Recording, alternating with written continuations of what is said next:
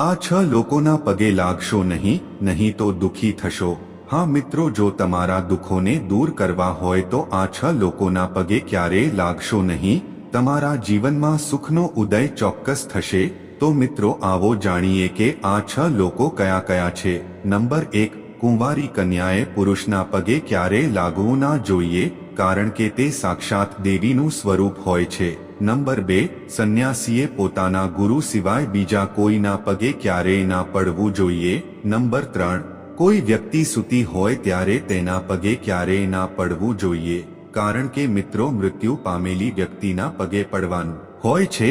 એટલા માટે જ્યારે કોઈ વ્યક્તિ સૂતી હોય ત્યારે તેમના પગે ક્યારેય ના પડવું જોઈએ। નંબર 4, જો મંદિરમાં કોઈ વ્યક્તિ હોય તો તેના પગે પણ ના લાગવું જોઈએ, કારણ કે આવું કરવાથી આપણે જે મંદિરમાં દર્શન કરવા ગયા હોઈએ છીએ તે મંદિરમાં સ્થાપિત મૂર્તિનું અને દેવતાઓનું અપમાન થાય છે। નંબર 5, કોઈ વ્યક્તિ અશુદ્ધ સ્થિતિમાં છે કે અશૌચ સ્થિતિમાં છે તો એવા વ્યક્તિને પણ પગે ક્યારેય ન લાગવું જોઈએ। નંબર 6, જો કોઈ વ્યક્તિ ભજન કરે છે, પૂજા પાઠ કરે છે કે પછી માળા કરતું હોય તો તેવા સમયે પણ તેઓને પગે ના પડવું જોઈએ। તેઓ આ બધી ધાર્મિક ક્રિયાઓ કરી લે ત્યારબાદ જ પગે પડવું જોઈએ। આ સિવાય મિત્રો, આપણે એ પણ જાણીશું કે એવા કયા 3 લોકો છે જેમની આપણે ક્યારે પણ મદદ ના કરવી જોઈએ, નહીં તો તમે મુશ્કેલીમાં મુકાઈ શકો છો। તો આવો જાણીએ કે તે 3 લોકો કયા કયા છે। તો મિત્રો, ખરાબ ચરિત્ર ધરાવતી વ્યક્તિની ક્યારે પણ મદદ ન કરવી જોઈએ। મિત્રો, ચાણક્ય નીતિ અનુસાર આવા વ્યક્તિના સંપર્કમાં રહેવાથી તમે જાતે જ મુશ્કેલીમાં પડી શકો છો, કેમ કે આવી વ્યક્તિના સંગતથી સમજમાં અને પરિવારમાં આપણું અપમાન થાય છે।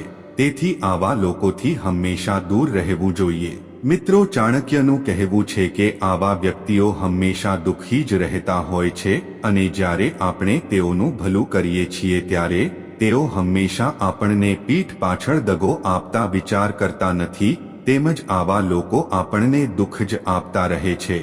આવા લોકોનું જીવન ભલે ગમે તેટલું સારું કેમ ના હોય તો પણ તેઓ દુઃખી જ રહે છે અને તેમનું આખું જીવન દુઃખમાં જ પસાર કરે છે। આવા લોકો બીજાના સુખની ઈર્ષા કરે છે અને હંમેશા તેઓ બીજાને સાપ જ આપતા રહે છે, નિંદા જ કરતા રહે છે। તેથી ઈર્ષા કરનારા વ્યક્તિઓ અને કોઈ પણ કારણ વગર દુઃખી રહેતા લોકોથી આપણે અંતર જાળવવું જ સારું છે। તો મિત્રો, આજના વિડીયોમાં જો તમને થોડું ઘણું પણ નવું શીખવા મળ્યું હોય તો વિડીયોને એક લાઇક, શેર સાથે ચેનલ પર નવા હોવ તો ચેનલને સબસ્ક્રાઇબ કરીને બેલ નોટિફિકેશનને ઓલ ઉપર સેટ કરજો, જેથી અમારા આવતા દરેક વિડીયોની નોટિફિકેશન આપ સૌને સમયસર મળી રહે। તો મિત્રો, ફરી મળીશું એક નવા વિડીયોમાં। ત્યાં સુધી આપ સૌને જય માતાજી, હર હર મહાદેવ, જય બજરંગબલી।